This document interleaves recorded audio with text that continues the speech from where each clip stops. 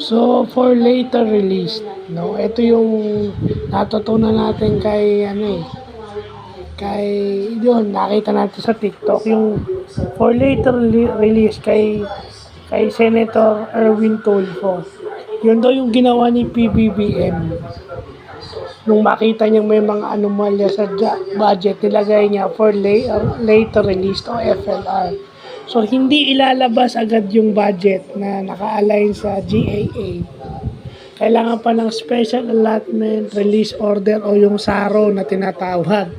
So, in other words, bago ma-release yung budget na yun o yung pera na yun, budget is actually sum of money, kailangan ma-justify kung saan gagamitin talaga yung budget na yun. Kaya nga hindi ni-release. Kasi kailangan pang makita kung saan talaga gagamitin. May mga additional requirements.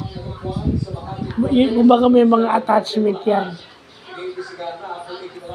So, pag-aaralan pa natin yung special allotment release order pagkatapos. Ba't magandang scheme? Kaya pala pag ako hihingi ng dapat maintindihan ko rin yung mga ganong bagay. So, yun lang po.